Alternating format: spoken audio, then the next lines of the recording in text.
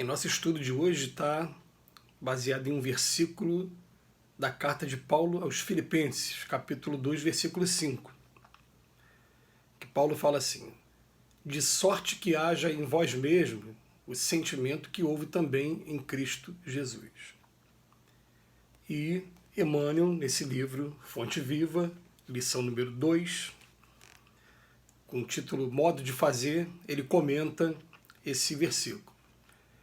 Todos fazem alguma coisa na vida humana, mas raros não voltam à carne para desfazer o quanto fizeram. Ainda mesmo a criatura ociosa, que passou o tempo entre a inutilidade e a preguiça, é constrangida a tornar a luta a fim de desintegrar a rede de inércia que teceu ao redor de si mesmo. Somente constrói sem necessidade de reparação ou corrigenda aquele que se inspira no padrão de Jesus para criar o bem. Fazer algo em Cristo é fazer sempre o melhor para todos. Sem expectativa de remuneração, sem exigências, sem se mostrar, sem exibir superioridade, sem tributos de reconhecimento, sem perturbações. Em todos os passos do Divino Mestre, vemo-lo na ação incessante em favor do indivíduo e da coletividade sem prender-se. Da carpintaria de Nazaré à cruz de Jerusalém, passa fazendo bem, sem outra paga, além da alegria de estar executando a vontade do Pai. Exalta o vintém da viúva e louva a fortuna de Zaqueu com a mesma serenidade. Conversa amorosamente com algumas criancinhas e multiplica o pão para milhares de pessoas sem alterar-se. Ergue Lázaro do sepulcro e caminha para o cárcere, com a atenção centralizada nos desígnios celestes. Não te esqueças de agir para a felicidade comum na linha infinita dos teus dias e das tuas horas. Todavia, para que a ilusão te não imponha o fel do desencanto e da soledade, ajuda todos indistintamente, conservando acima de tudo a glória de ser útil, de modo que haja em nós o mesmo sentimento que vive em Jesus Cristo. Vamos pegar aquele jargão popular, né? É muito bom a gente passar por esse mundo fazendo a diferença na vida de alguém. É muito bom a gente ter passado algumas etapas da nossa vida e a gente ser lembrado porque marcou de alguma maneira. Agora, o exemplo contrário. Quando a gente lembra de determinada pessoa, determinada pessoa eu convivi com ela num período X e não foi nada agradável, porque é uma pessoa complicada, é uma pessoa assim, assada. Agora, o que ele vem falar aqui no texto pra gente? Todo mundo que faz alguma coisa na vida humana, todo mundo faz. Mas raros não voltam à carne para desfazer o quanto fizeram.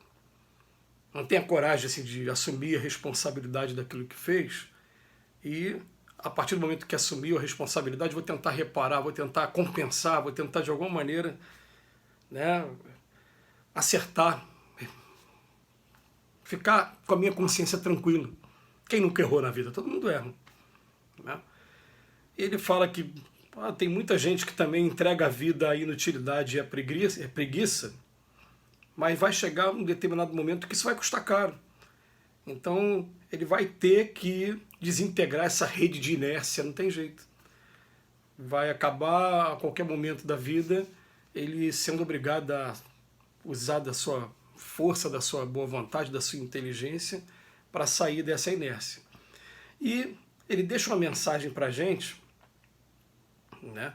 Ele fala assim: somente constrói, sem a necessidade de depois reparar, ou então corrigenda, aquele que se inspira no padrão de Jesus para criar o bem. E qual é o padrão de Jesus? Ele faria sempre quer o melhor para todos.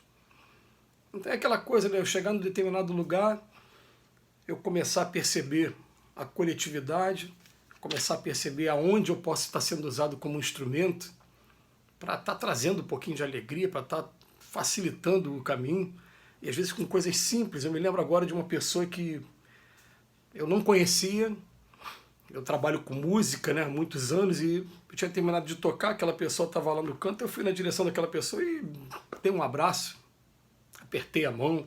Já aconteceu de eu dar um beijo assim na cabeça da pessoa. E aquela pessoa depois vem: poxa, você não sabe o bem que me fez aquele beijo que você me deu na cabeça, aquele abraço que você... A única postura foi a postura de tentar estender a mão, de tentar ajudar. né? Isso não é nada demais, isso não é piegas, isso não é, né, nada de...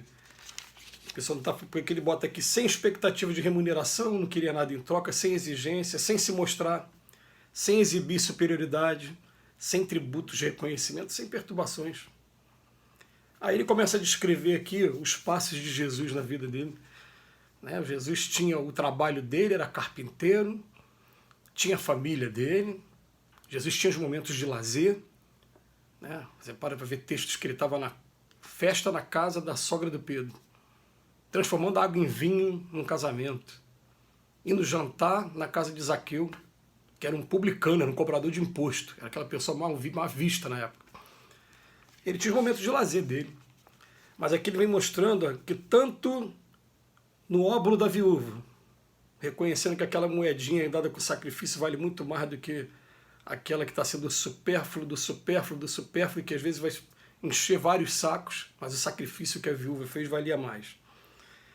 Como com a fortuna de Zaqueu, como eu falei, Zaqueu era um cobrador de imposto, então devia ter muito dinheiro na época, que o cobrador de imposto na época era aquele que saqueava, enfrentava, que até agredia, prendia. Ele fala tanto em um como o outro, foi a mesma maneira. E até é interessante, né, que de repente pessoas igual o Zaqueu na época só deviam gozar da companhia de pessoas também de má vida, e Jesus chega ali e fala, não, todo mundo... Jesus foi o maior exemplo de centralidade que já existiu. Não tinha espaço para ninguém que está na periferia, nas margens. Ninguém ficava marginalizado.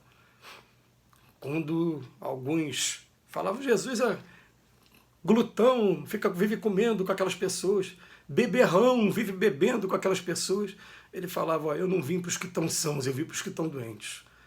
Ele vinha, se colocava como igual, estendia a mão de alguma maneira, mas quando também tinha contato com aquelas pessoas, como Zaqueu, com dinheiro, né, com poder da época, também se portava de maneira simples, procurando ajudar, procurando compreender o ser humano, porque sabe que riqueza e pobreza são duas faces de uma coisa que a gente chama de gênero de provas. Aliás, é muito comum na nossa vida uma pessoa estar rica e de repente ficar pobre ou vice-versa, experimentar os dois lados para saber como é que a sua personalidade, o seu caráter vai agir tanto de um como o outro. Então ele vem falar, conversa amorosamente com criancinhas e ao mesmo tempo multiplica o pão para milhares de pessoas. Termina com uma frase maravilhosa, não te esqueças de agir para a felicidade comum. Sair do ego. Farinha pouco meu pirão primeiro. Por que tem que ser tudo melhor para mim? A hora que eu conseguir fazer a felicidade do meu vizinho, o meu vizinho naturalmente vai acabar me deixando feliz também. A hora que eu conseguir entender que, já que eu falei de vizinho, tem muitas pessoas, por exemplo, não sabem nem o nome dos 5 vizinhos do lado, dos 5 vizinhos do outro. Né? E respeitando o livre-arbítrio de cada um, o estilo de vida de cada um, pelo menos a gente se portar, independente do que eles estejam fazendo, mas naquela postura de querer ajudar, de querer contribuir. É uma postura que ele está colocando para a gente. Quando a gente faz isso, a nossa consciência vai sempre ficar tranquila. E querendo ou não querendo, mesmo que a ingratidão bata a porta, porque a ingratidão nesse mundo ela vai bater a porta, você vai estar como um imã, né? Acabando com o tempo chamando para o seu lado aquelas pessoas também que pensam igual a você e que agem igual a você. Isso é uma lei universal, é a lei de magnetismo. Então, uma vez eu falei com as minhas filhas aqui em casa, né? Falei, ó, meus amigos de escola que eram brigões, só atraíram para o lado dele quem era o brigão também. E muitos acabaram se dando mal na vida, alguns até acabaram desencarnando. Aqueles que procuravam o tempo todo ajudar, estender a mão, quando tinha uma prova, quando tinha, né, um teste, algum problema, procuravam ajudar. Aqueles fizeram amizades que são duradouras, e hoje eu digo meus amigos, né, que eu tenho contato com amigos de 1º grau, de 2º grau, são as melhores amizades que a gente constrói na nossa vida. Então é Jesus mostrando para a gente qual é a melhor maneira da gente ser feliz nessa vida, qual é a melhor maneira da gente não precisar jamais de corrigendas, nem de lembrar daquele ditado que fala, né?